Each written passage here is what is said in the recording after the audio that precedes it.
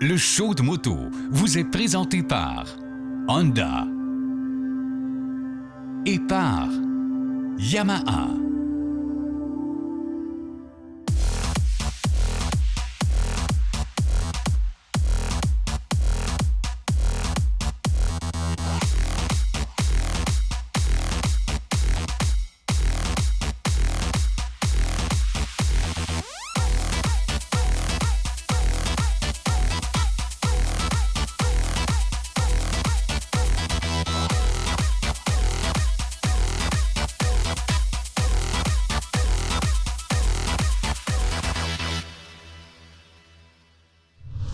Bonjour tout le monde, bienvenue au Show de moto, votre rendez-vous motocycliste. Il y en a déjà qui roulent à moto, les braves le font, mais pour les autres qui décident de regarder la télé bien au chaud, eh bien voici ce qu'on a à vous présenter cette semaine dans le Show de moto.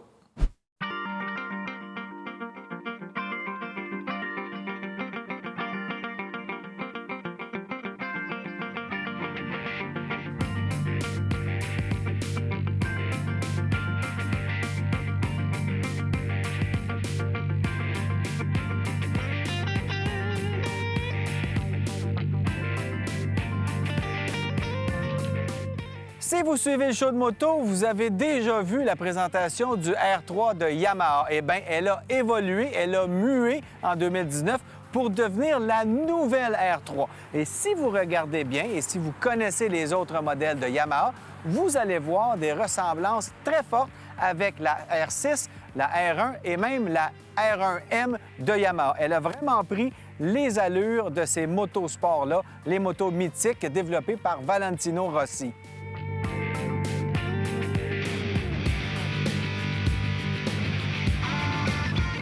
Bien, pour qui cherche une petite sportive abordable, le R3, ça peut être une option intéressante. Écoute, c'est pas dispendieux, ça coûte à peu près rien à rouler. On n'a pas à payer des plaques d'une vraie sportive. Ça, c'est un gros avantage. Et c'est plaisant. Écoute, c'est vraiment une petite moto super maniable. On a aussi fait des modifications au réservoir, on l'a abaissé un peu et on a mis des petites trappes de ventilation juste pour du design et pour donner un look encore plus sportif à la machine.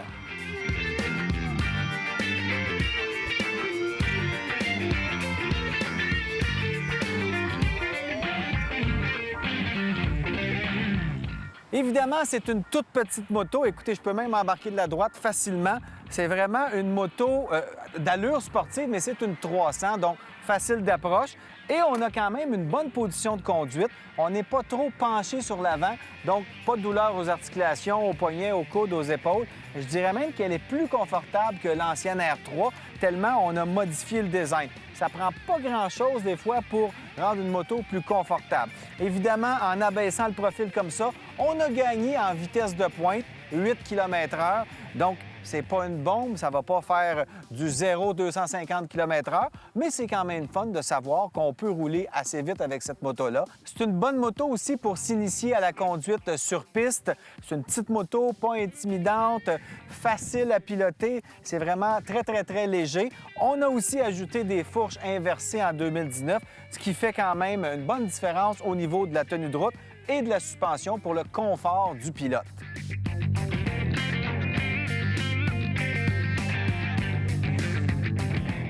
Ouais, bien, quand on joue avec la boîte de vitesse, qu'on va vraiment au bout de chacune des vitesses, il y a moyen d'avoir une accélération satisfaisante.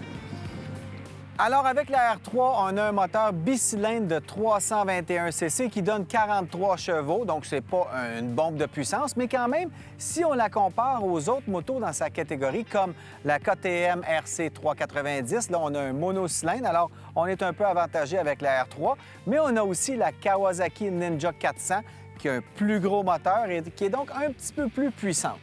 Par contre, on ne va pas dans ces modèles de moto-là pour la puissance extraordinaire. On va dans ces modèles-là parce que c'est un coup de cœur, parce qu'on a besoin d'une petite moto pour s'initier à la route ou encore à la piste. Et de ce côté-là, on peut quand même s'amuser pas mal avec une petite R3.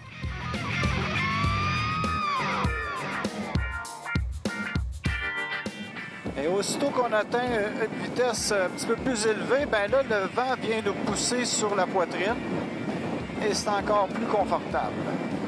Presque pas de pression sur les poignets. a la tête dans le vent quand même pas mal. Il faut vraiment se pencher comme ça pour être complètement à l'abri du vent. Évidemment, chaque moto a ses points forts et ses points un peu plus faibles. Pour ce qui est de l'utilisation en piste ou l'utilisation un peu plus sportive, j'aurais aimé avoir une fourche un petit peu plus ajustable. On pourrait vraiment moduler son comportement en fonction de notre pilotage. Et si on veut faire de la piste, donc pencher beaucoup dans les virages, les repose-pieds vont vite être un problème parce qu'ils sont un petit peu plus à l'arrière que sur une vraie sportive, un peu plus bas aussi. Donc, c'est vraiment toujours un compromis sur ces motos-là entre une utilisation sur route, ce que va faire la majeure partie des acheteurs de ces motos-là, et l'utilisation en piste.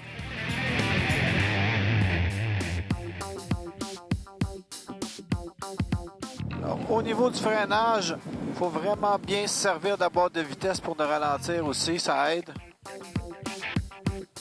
Et on repart. Et on a aussi du côté du freinage, c'est un peu juste, c'est correct, mais sans plus. J'aurais aimé avoir un peu plus de mordant au niveau du freinage, mais pour la moyenne des utilisateurs, c'est parfait, il n'y a pas de problème. Là, on parle vraiment d'une utilisation un peu plus sportive.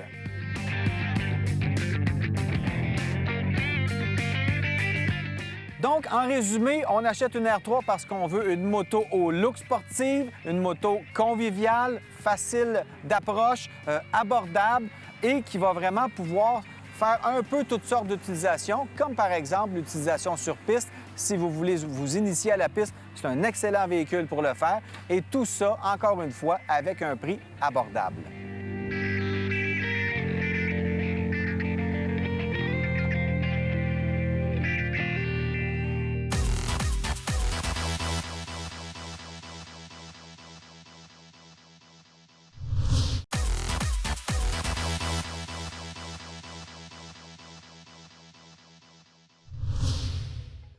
La moto double usage est un segment en croissance dans la moto au Canada et on a Claude Gagné de l'Académie Ride Aventure qui vient nous parler de ça un peu. Claude, toi, tu es là-dedans depuis quoi, 10-15 ans environ, la moto double usage? Moto double usage, j'ai commencé en 2004. OK. Puis après ça, j'ai acheté ma plus grosse moto, qui est une BMW en 1150 en 2008. Puis Ouais. depuis 2008, je conduis juste de la grosse moto, BMW. BMW. Et là, tu es devenu instructeur par la suite. Tu es passionné de ça. Tu fais je sais pas combien de kilomètres par année. On s'est souvent croisés dans de toutes sortes de rallyes et d'événements. Là, tu as démarré ton académie Ride Aventure avec le forum Ride Aventure. C'est un club, un forum de passionnés de moto double usage. Là, ça fait quoi, 2-3 ans que tu as démarré ça?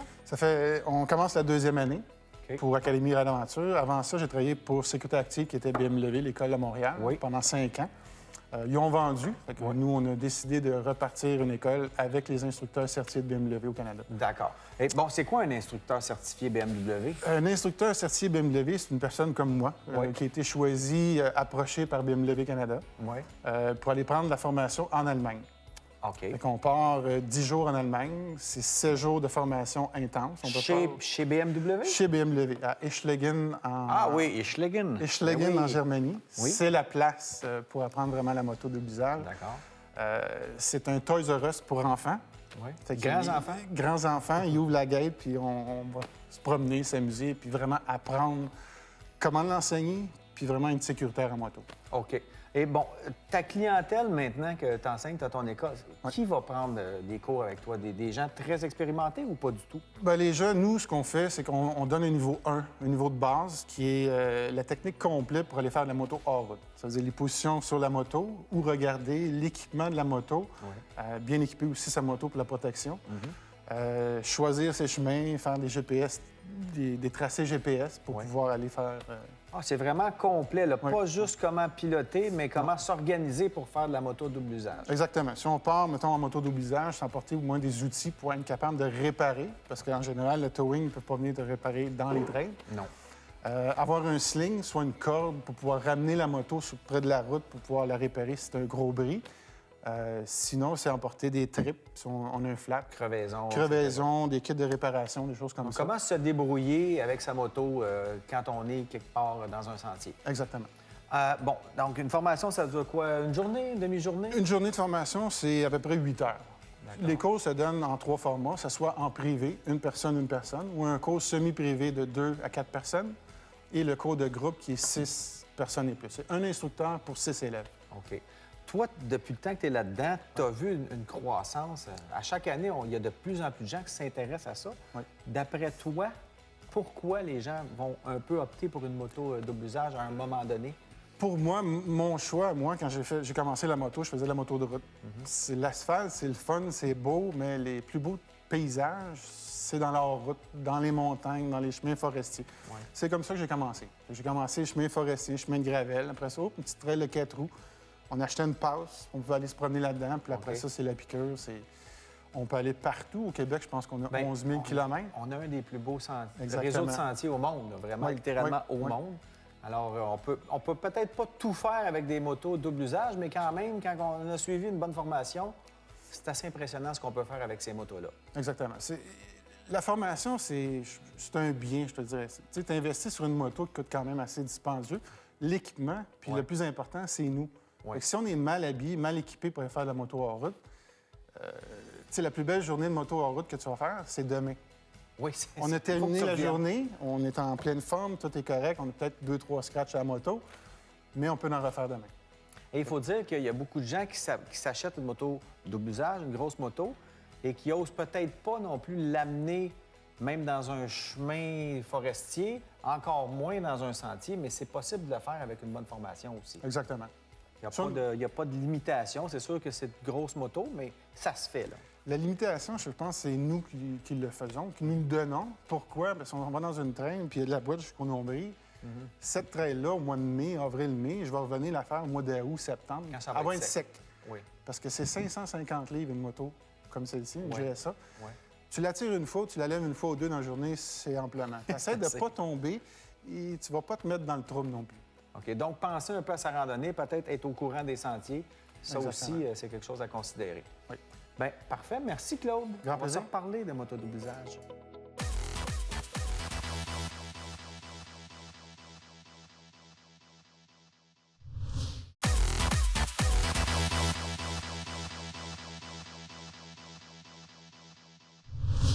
Aujourd'hui, au show de moto, on vous présente la petite Rebelle 500 de Honda. Bien, petite, pas si petite que ça, mais quand même, c'est pas une grosse moto. Mais quand même, voilà.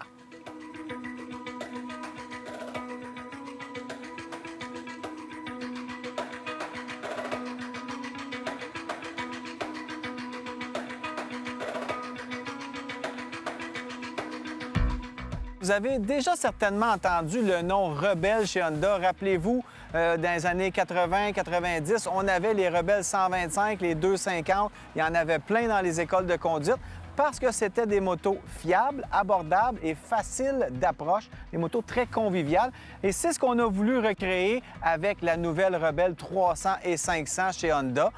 D'emblée, je vous dirais qu'au niveau de la 300, on manque quand même pas mal de puissance si on veut faire des balades de plus longue durée. Mais la 500, c'est quand même une moto très plaisante à conduire. C'est vraiment l'agrément de conduite sur deux roues. On a une petite moto très légère, un moteur de 500 cc qui vient du CB500F chez Honda, donc un moteur éprouvé avec un bon comportement prévisible. Pas une bombe de puissance, mais c'est suffisant pour des balades sur des petites routes de campagne. Sur l'autoroute, c'est bon aussi. On peut rouler à 120 km/h sans problème, mais à ce moment-là, on va sentir un petit peu de vibration dans le guidon qui sont induits à cause de la vibration du moteur. On a des gros pneus à l'avant, des roues de 16 pouces, ce qui est très rare. On en retrouve pratiquement plus sur le marché, des roues de 16 pouces comme ça, mais ça fait une moto qui est très basse. La selle est très basse. Donc, pour les personnes avec des petits gabarits qui veulent avoir les deux pieds bien par terre quand on arrête à la lumière rouge, donc c'est vraiment une moto confortable. Elle a un look spécial, on l'aime ou on l'aime pas. Moi, ça me plaît. Et c'est une moto qui a été conçue pour être facilement modifiable par son propriétaire. Donc, on nous encourage à mettre plein d'autres pièces pour vraiment la personnaliser à son goût.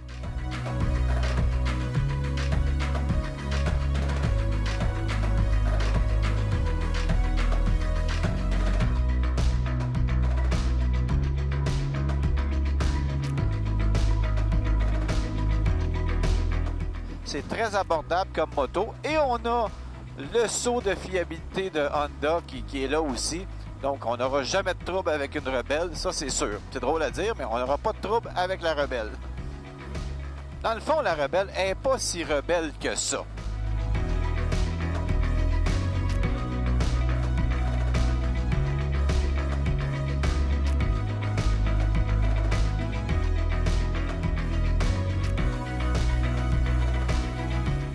Pour ce qui est du comportement sur la route, c'est agréable sur les petites routes, les chemins de campagne, les zones de 80-90. On a du plaisir, c'est le bonheur, on est bien, on a une belle position de conduite, un peu custom sans avoir les pieds trop à l'avant, donc on est quand même assez bien là-dessus. C'est une petite moto, c'est vraiment le fun, c'est presque drôle de piloter ça. Par contre, si on va sur l'autoroute, elle est petite, les suspensions deviennent un peu sèches. C'est comme si les fourches n'avaient pas assez de temps de réagir aux bosses à haute vitesse. Donc, ça vient un peu sèche. Je ne ferais pas Montréal-Québec là-dessus, mais pour faire des petits chemins sinueux, c'est vraiment le fun. On a un petit son très doux du moteur. C'est Honda, donc c'est pas une moto qui va faire beaucoup de bruit. Il y a un beau petit silencieux qui fait le travail. Au niveau de la consommation d'essence, c'est presque négligeable. On n'en parle pas, ça consomme presque pas d'essence. C'est vraiment un petit moteur qui tourne bien, un petit 500, pas très puissant, mais juste assez pour s'amuser. Comme vous le voyez, c'est une moto de type néo-rétro, donc on retrouve toutes sortes d'éléments qui font un peu vintage, mais en même temps moderne. On a le petit tableau de bord ici qui regroupe toute l'information nécessaire. C'est très sommaire, mais c'est assez. On prend cette moto-là pour aller faire une balade, pas pour faire le tour du monde. Donc, les utilisations recommandées avec ça, c'est des balades sur vos chemins de campagne préférés, une très bonne moto pour les déplacements urbains. Elle est petite, elle est agile, c'est vraiment facile de se faufiler, c'est facile de stationner. Écoute, ça pèse à peu près rien. Donc, c'est vraiment une moto confortable, conviviale et amusante.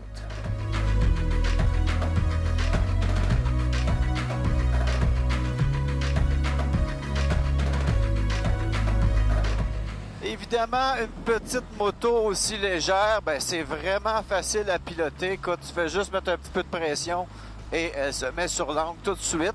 Les roues sont relativement petites, mais la moto au complet est pas très grosse.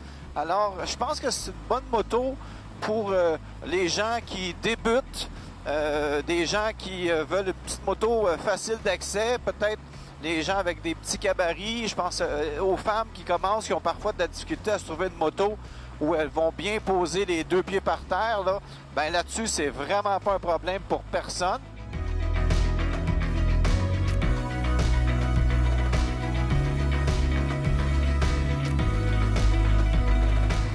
Donc, en résumé, la Rebelle n'est pas si rebelle que ça. Elle est plutôt conviviale. Elle veut être votre amie. Elle vous donne toutes sortes de bonnes raisons de l'aimer, dont son prix et sa fiabilité, avec un look que vous pourrez moduler à votre goût. Alors voilà, c'est la Rebelle 500 de Honda.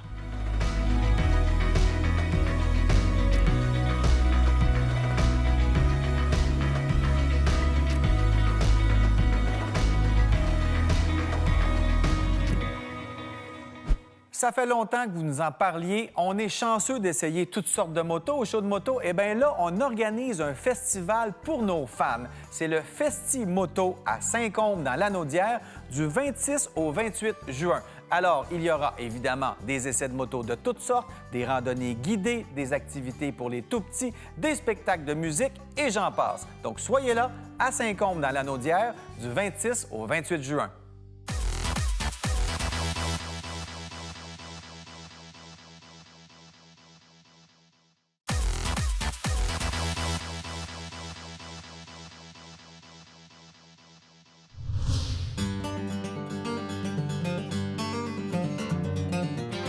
On le sait, les fans de Harley-Davidson sont vraiment des hardcore. Ils aiment ça rider en groupe. Bien, cet été, on a un rallye hug qui est organisé par Léo Harley-Davidson et on a Annie Martel de chez Léo. Salut Annie. Bonjour. Ça fait longtemps qu'on se croise dans des événements. Je suis content de te recevoir à l'émission. Bien, merci pour l'invitation, c'est super apprécié. On peut pas parler d'Harley-Davidson dans le show. C'est quand même un gros pourcentage des gens, des motocyclistes qui adorent la marque. C'est une belle marque et on a vraiment des gens qui sont hardcore dans les Harley. Bien, en fait, c'est des gens qui ont vraiment endossé la marque à 100 Ouais. Lorsqu'on rentre dans un magasin Harley, les gens que c'est leur première fois qu'ils rentrent, sont toujours super surpris de voir à quel point on a du matériel promotionnel, Ah, tout ce que tu peux imaginer. incroyable. À l'effigie de la marque Harley, on l'a.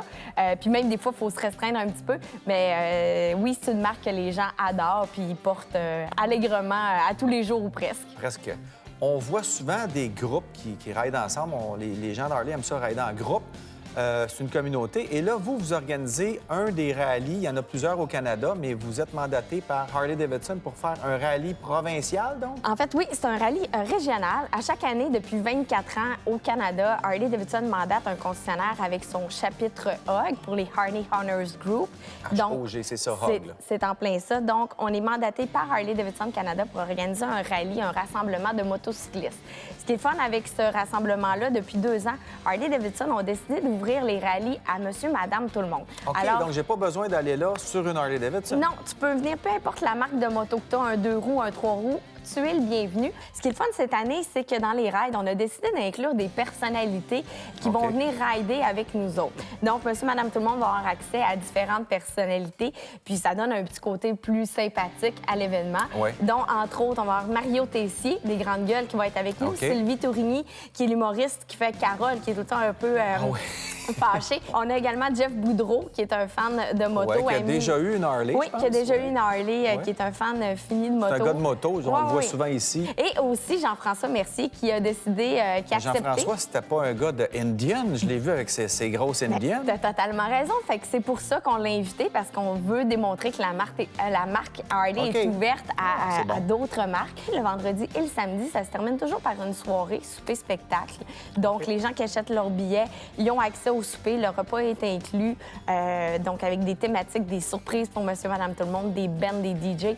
Ça va vraiment être le fun. Donc, Puis une belle fête motocycliste. Ouais. Pour récapituler, 9, 10, 11 juillet. ça va être vraiment le fun. Venez vivre ça avec nous, peu importe le type de moto que vous avez, comme je vous le disais.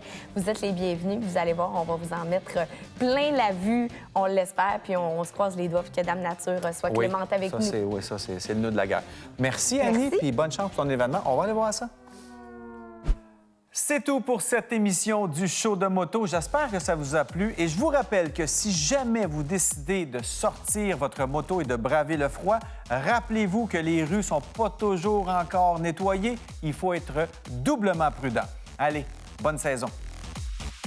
Le show de moto vous a été présenté par Honda et par Yamaha.